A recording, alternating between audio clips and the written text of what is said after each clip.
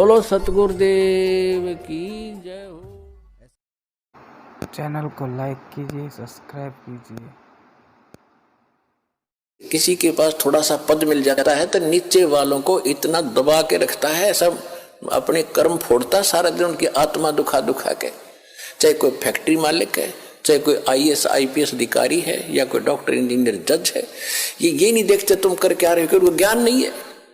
किसी की आत्मा दुखावे, होय होय, उसका, ये परमात्मा के बच्चे हैं। आप कहते हैं जो तगड़ा व्यक्ति और निर्बल को सताता है उसकी आत्मा रोती है।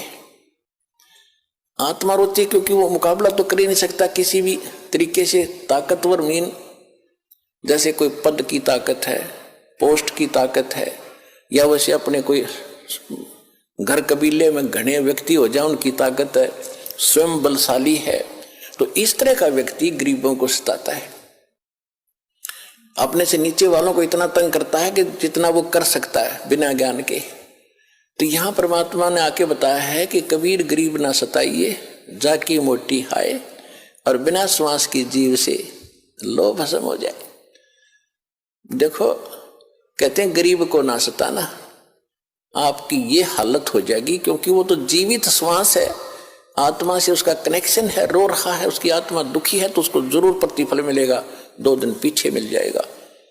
उदाहरण दिया है कि जैसे पहले एक धौंकनी होती थी, पशु के चाम की बनाई जाती थी, और लोहार और सुनार लोग उसी का प्रयोग करते थे।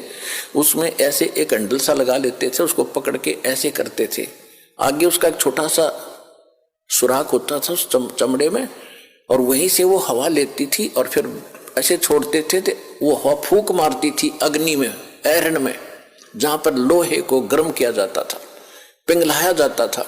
तो परमात्मा कहते हैं कि वो बिना जीव की श्वास, यानी मरे हुए जीव पशु की खाल की श्वास ने लो को भस्म कर दिया। और ये तो जीवित सांस है, आहे जो आए है, कहते ये गरीब ने ना सताइए, जाकी मोटी हाय, और बिना जीव की श्वास से लो भस्म हो जाए। और तुम तो जीवित श्वास को दुखी कर रहे हो, तुम्हारा क्या हाल हो जाएगा। तो इस काल ने हमें न्यो भी पाप एक दूसरे के साथ अपने कर्म बिगाड़ने के लिए सिस्टम पूरा फिट कर रखा है कि इनकी बिरान माटी कर दूं, और फिर ये अपने वो एक दूसरे का किया कर्म यहाँ भोगते रहे और आजीवन दुख पाते रहे। और परमात्मा इसलिए आते हैं कि ये बुरा करते हैं अनजाने में। आज किसी की चोरी की, निंदा की, उसका अगले जन्म में फिर देना पड़ता है। कोई दामाद बन कर लेगा, बेटी भी लेगा, धन भी लेगा, और फिर मर जाएगा, और बेटी विधवा होगी, फिर उसके पालन पोषण में बच्चों के लागा रहेगा वो मूर्ख। तो ये तो यहाँ का की व्यवस्था है, इसको समझना पड़ेगा।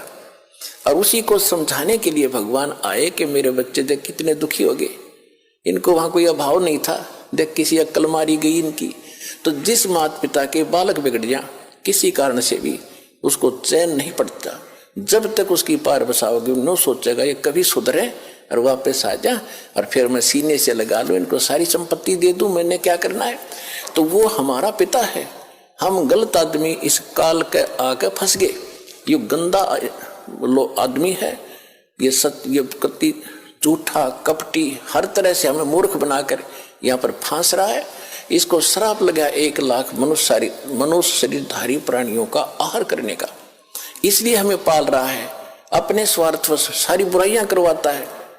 आप देखते हो बीड़ी, शराब, तंबाकू, फीम, सुल्फा, भुक्की, ये खाने की चीज है, मांस ये खिलाता है ताकि इसका टेस्ट बने। हम सूक्ष्म स्थूल शरीर से जो खाते हैं, एक अंदर शरीर है सूक्ष्म, उसके अंदर ये सारी वासना डिपॉजिट हो जाती है, इसमें समा जाती है। कुछ अधिक आहार तो लग जाता है शरीर के पोषण में, वो स्थूल के शेष जो वासना है उसका टेस्ट होता है, वो अंदर जाता समाता है जीव के माध्यम से, और फिर इनको ये कवर तो ऊपर रह जाता है, यही छोड़ जाते हैं। सूक्ष्म शरीर जब जाता है मनुष्य का, एजडित रहता है, जब तक दूसरे प्राणी में नहीं जाता ये सूक्ष्म शरीर एजडित होगा। तो ये तो ऐसा है जैसे सर्प कांचली छोड़ जाता है और सर्प अलग होता है। तो हम तो उस कांचली की क्रियाक्रम में लगे रहते हैं यहाँ पर, कभी गंगा ठा के ले जाएंगे, कभी कितब कर्म कराएंगे। वो सांप तो जा चुका है, वो तो है नहीं इसमें। तो उस जीव को फिर तपतशिला पर डालता है, वहां उनको बुरी तरह तड़फाता है, क्योंकि जिसने ज्यादा हुक्का पी रखा है, जिसने ज्यादा शराब पी रखी है, मांस खा रखा है और ज्यादा भूखी पी रखी है, कोई नशीली वस्तुएं, कि वो टेस्ट है उसका, उस काल का, मन का, ये मन उसका एजेंट है, तो उनको ज्यादा समय तक उस तपस्या पर जलना पड़ता है, वहां चटक मटक होते, हाहाकार मचती है। जिन्होंने थोड़ा ये बकवाद कर रखी होती है, वो थोड़े समय तक तपस्या पर रहता है। तपत की टुकड़ी तवी है, तवा समझ लो, बड़ी तई होती है, बड़ी बड़ी रोटी बनाने की, इन पर रखते हैं भट्टियों पर, इस तरह की बहुत बड़ी है पत्थर की, और उसमें अपने आप गर्म होती है, उसके फ़ारेनहाइट का भी अंदाजा नहीं कितनी गर्म है। और जिन्होंने ज्यादा यह मांस शराब तम्बाकू प्रयोग कर रखा है और वासनाएं की हैं, तो वो ज्यादा समय तक दुखी रहते हैं, बहुत समय तक, उनको बहुत समय में उनको ज्यादा माल होता है, उनमें तो देर से निकलेगा सारा। और जिन्हें कम कर रखे वो जल्दी फारिग होकर गधे कुत्ते बनोगे, फिर जाना कहीं नहीं।